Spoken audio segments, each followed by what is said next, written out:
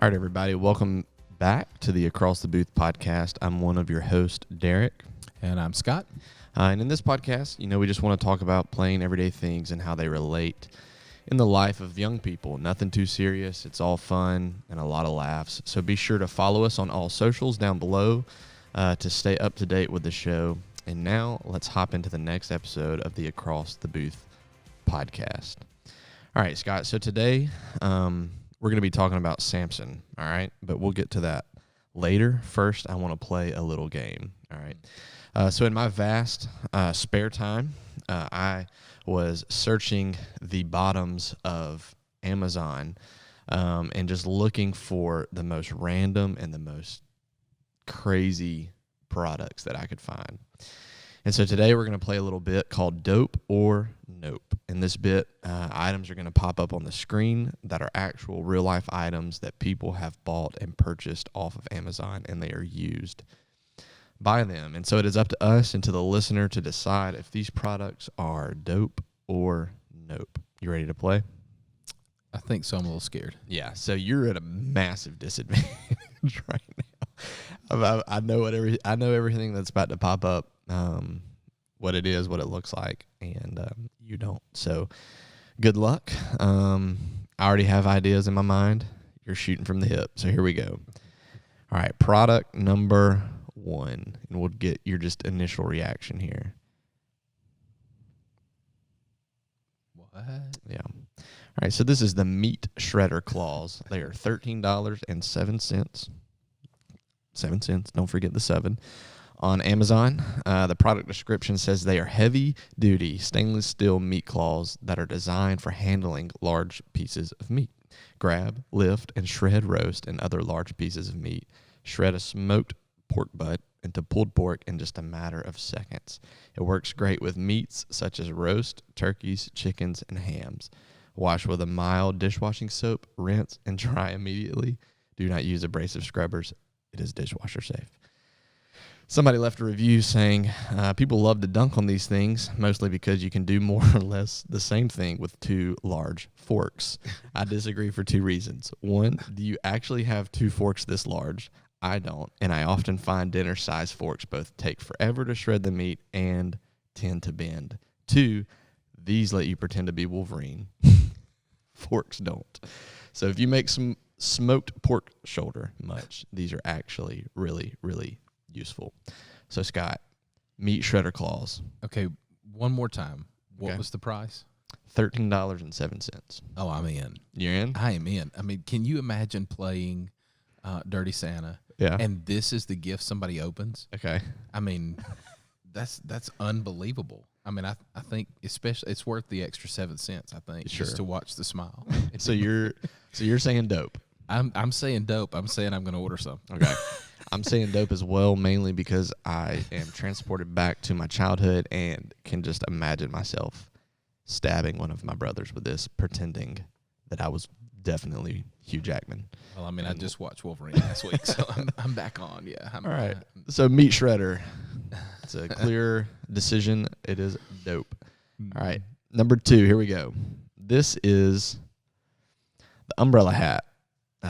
Product description says it is a unique design. This fun umbrella hat uses very little space for portable travel.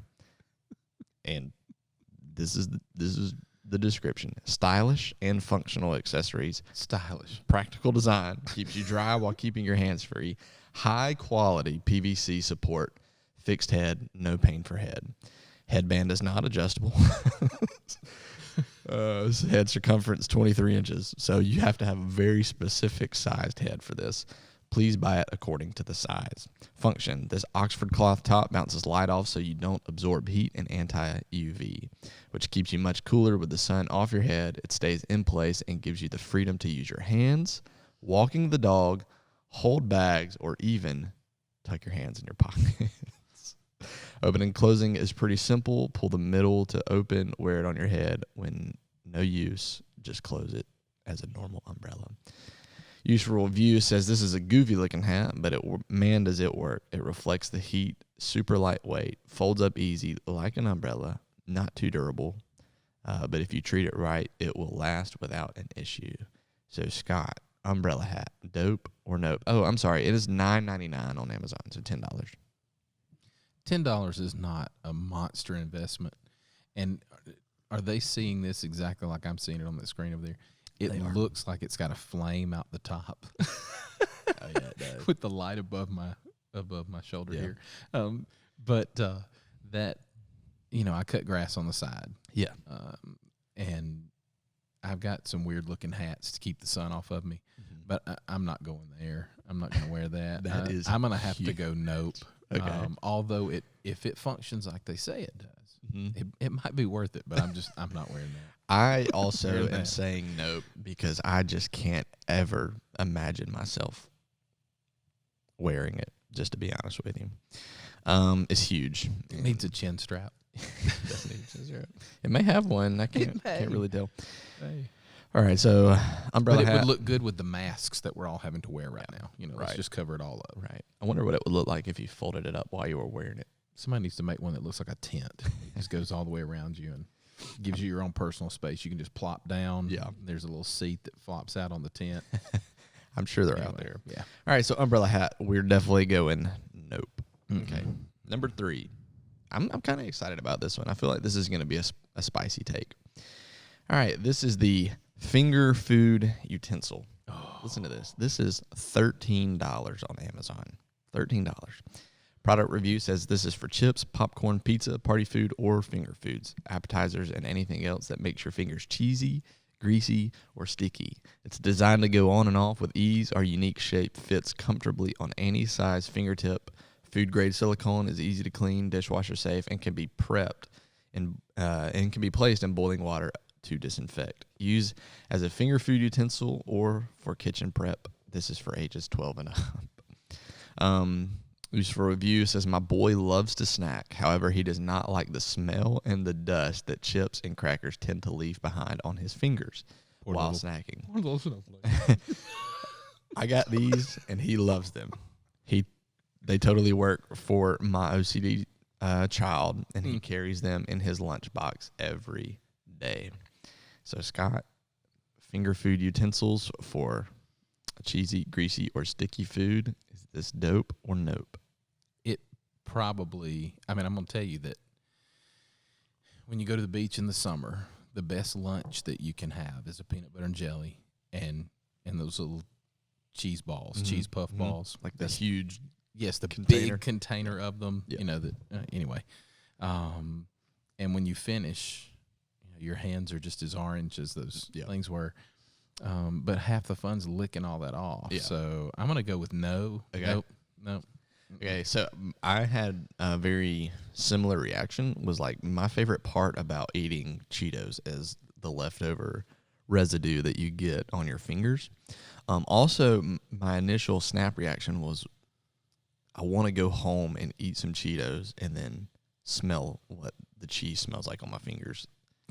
Because the useful review says, however, he does not like the smell that chips and crackers tend to leave behind. I can confidently say I've never smelled chip residue on my finger and thought, man, that smells bad. my dog would say, come pet me. I want to lick your fingers. Yeah. Of course, now I'd have to be finished myself with cleaning them off. But then, my puppy might enjoy that. So, finger food utensils? Nope. We're going nope. All right. Number 4. I got a few pictures here for this one. This is called the ostrich pillow. Okay, and listen to this. This is $99 on Amazon. Product review says, revolutionary design. The travel head pillow is designed to feel immersive like a cocoon, giving the feeling of you being able to disconnect from your surroundings, reducing the light and ambient sound of your environment with a specifically designed opening on the front side. You can breathe through your nose and mouth easily, along with 2 more openings for your hands to comfortably slip in above your head. And I have a picture of this in a second. This is the greatest useful review I've ever heard in my life. It says, this is the world's greatest product, hands down. I lost my dignity a few years ago and have since been trying to find a way to face that each day. Since I found this diver's mask, I can finally be myself again. I'm not sure how many stars I gave this product because I'm wearing it now and can only see life through a half-inch thick hole, but it looks like I gave it 20 stars from my hole. Small children no longer ask me for things for some reason, but at least I can't see the presidential election. So here's one. Here's maybe another picture to kind of give an imagery of that, the hands above the head thing. And then this poor guy is just at work, and he's like, you know what? Forget it. I'm done with the day. I'm putting my ostrich pillow on, and I am going to sleep. So Scott, ostrich pillow, $99 on Amazon. Dope or nope? No. Okay. Not for me. No. Why? I'm just saying that all he needs is a mask on, and he could just retreat. I give up. I don't want to be near anything nor anyone. I don't know. I guess I like the contact with people. I would rather not have any of that. But I guess there are probably moments that I would, Okay. I don't know. I'm not paying $99 for that so thing. I'm not paying $99 for it, but the product itself, I'm saying dope for sure. Because but you got to look like that with it all. Much like the man that left this review, it says I lost my dignity a few years ago. This just looks like the most comfortable thing in the world to me. And I go back to like high school Derek, this picture right here, and I'm like, that would have been the greatest thing. Like if I'm just in class and I finish my test early, I just slip this bad boy over my head and I go to sleep. Now, obviously you look like a moron, but I'm still not paying $20 or $99 for it. But the product itself, I'm going to go with dope, and you're going to say? I'm going to have to say no. Nope. Okay. All right. So the ostrich pillow, we are split. Mm-hmm. All right. I can't wait for this last one. Here we go. This is called the What on Earth Cat Butt Tissue Holder, and this is $40 on Amazon. And there you go. This product design says these kitties love to help. Keep your tissues close at hand with the help of your trusty feline friend. This is a humorous tissue holder. You are certain to get loads of laughs and visitors to your powder room or office, and they will love to grab a tissue from this quirky cat. This useful review says, perfect. For our Sunday church brunch, the tissue holder is great for those who often are overcome with emotions and also have a weird thing for cats. So, Scott, $40, the What on Earth cat butt tissue holder. Are you going dope or are you going nope?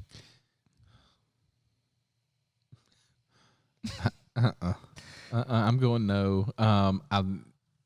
This really is more my humor. I do like this. Mm-hmm. But immediately I just think, what a wasted invention. If it could have been an ice cream dispenser or, so it's not necessarily the cat with something coming out of its rear that bothers you. It's what's coming out. Yeah. Okay. Yeah. I mean, I'm just saying, yeah. So you would eat that? You would eat ice cream that came? Oh no, I wouldn't. But I think it would be an amazing invention. I definitely would not. But I think that it would be. You've just missed a chance to do something. Yeah. I mean, really gross. Here you've got partially gross. Yeah. And that might be because I know people who, they have inside dogs and clean their dogs when they bring them back inside. I'm going, well, some cats and dogs are used to that being right there. So I'm going to say nope as well, but I commend the heck out of the people that are using this at their Sunday church brunch. I think that's just a 10 out of 10. So, yeah, a lot of fun. And listen, there are a lot more products on Amazon that I was like, these are just ridiculous. And I wanted to put them on here, but I didn't. These were the best ones I could find. But maybe we'll visit this again, down the road. But this idea, this bit of dope or nope actually really plays in well to what we're going to be talking about today. We're reviewing one of the most, I think, well-known stories of the entire Bible, the story of Samson. And really why this idea of dope or nope works so well is because there are a lot of things that you read about Samson's life, and you read that and you go immediately like, oh, that is super dope. But in the end, and when you read, kind of the last line of his story, you really can look back and go, yeah, nope, he messed a lot, and he missed the mark a lot. So the story of Samson is actually a rough one in a lot of places, and it's tough to listen to, and really sometimes you do feel for the guy. It's like he was just so desperate to find, someone to love him that he was just out there like, I don't care who, I just needs to find me a wife. But what is unique about Samson? Scott, why don't you tell me a little bit about what was different about him, what was set apart about him from the time that he was born?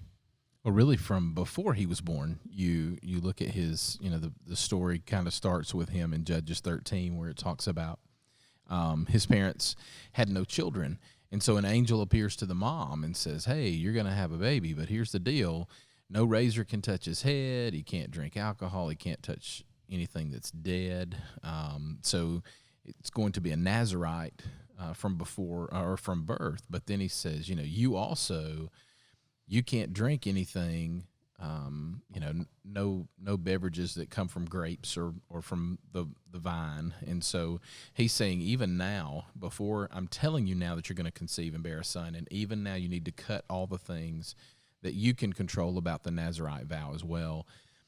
So she begins that process, but she says, I really need, she gets to thinking about it, and she goes, I need my husband to hear this too. So she's begging or the husband is begging, God, please, the man that talked to us before, send him back, tell us again so we understand better. And so the angel of the Lord comes back again, tells him the same things, and they make an offering. He goes up in into the smoke, into the fire, and goes away. The angel does, and they know then that God's doing something special in this child. And so the parents from before birth make a commitment to the Lord and to how they're going to raise him. And then the cool or even sometimes difficult parts of the story is they have Samson, and as a child, they never cut his hair. They're careful with where he is and what he's doing. So there's a while where they're controlling that vow, and then they have to have that conversation with him.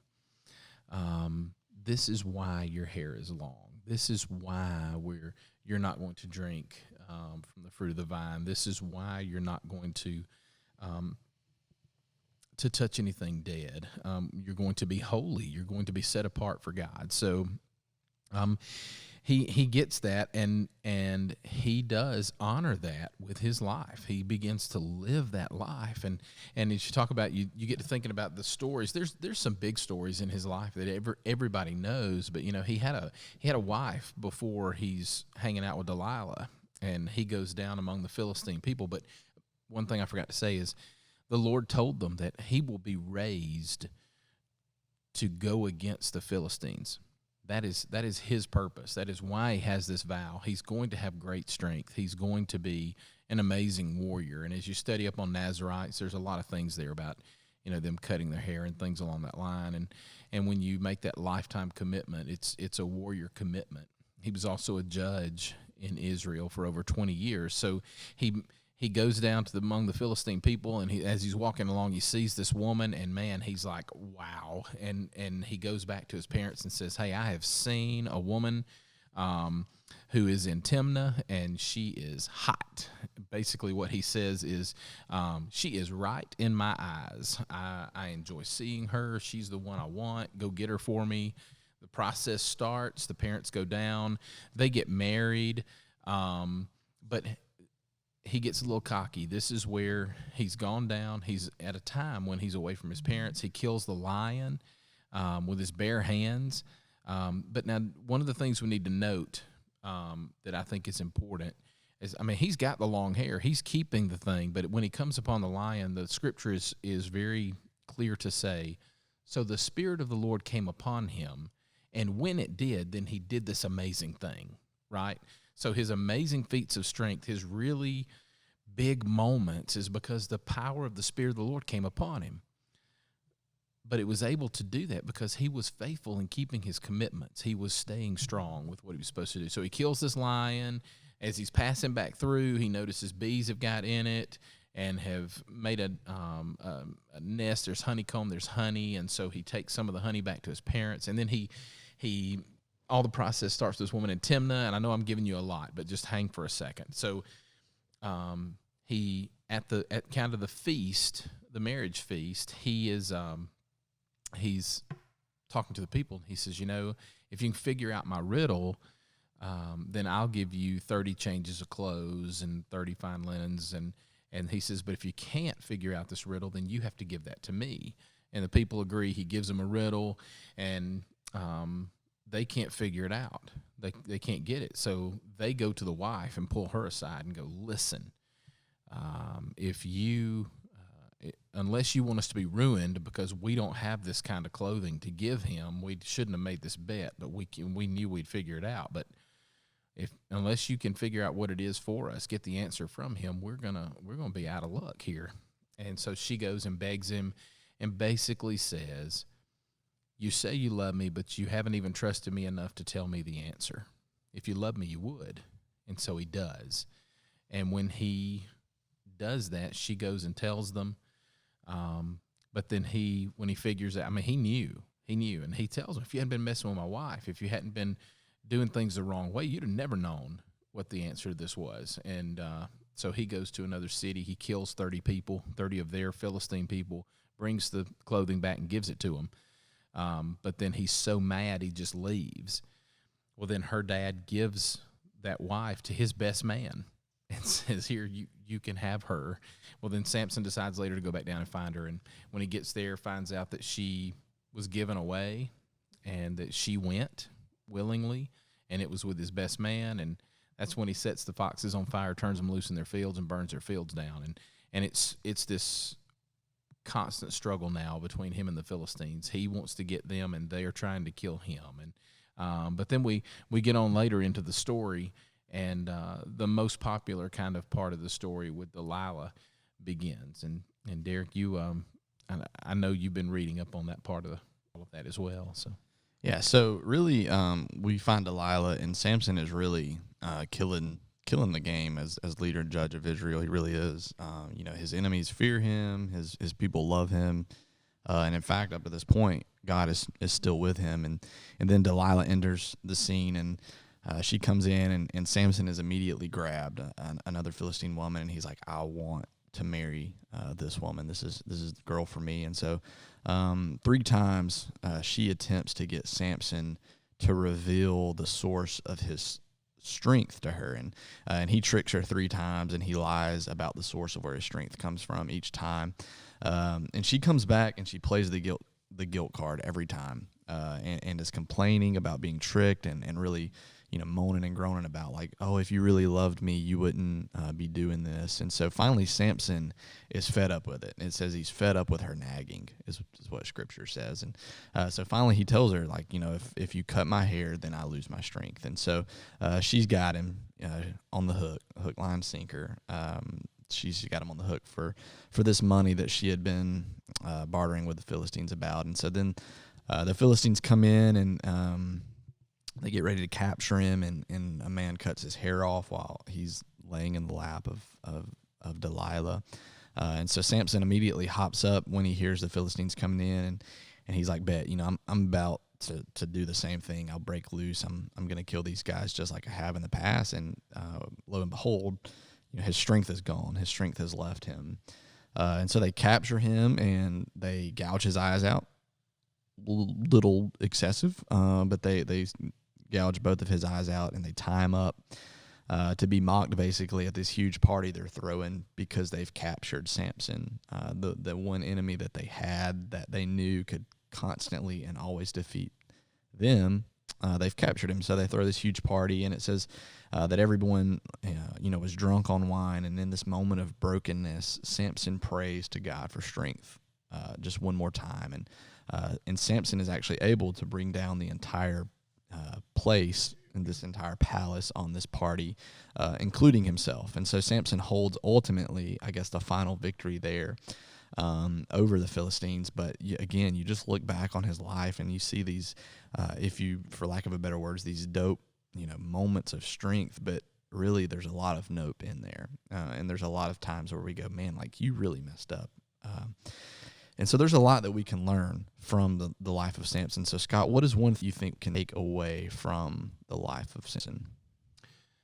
Gosh, you said it. There are so many. But one of the things that we see is that he's willing to sacrifice the moment for the commitment.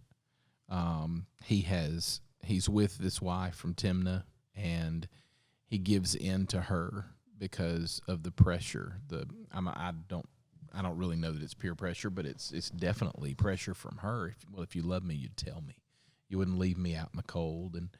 And so he tells her, and it's or he tells her the secret of the riddle, and it starts this weird time in his life. Of course, he was made, or he was commissioned by God to be this warrior against the Philistines. But you see the same thing with Delilah. She does all this, and he says, I think it says he about nagged her. She about nagged him to death. Vexed him to death, and so just to stop what was going on, he was willing to kind of change and give up his commitment for a little bit of something else in the moment, whatever that might be. And I think a lot of times in our walk with Christ, we do that when the circumstances around us or the things that are happening to us or whatever, when all of that happens, we don't think about it like this, but we sacrifice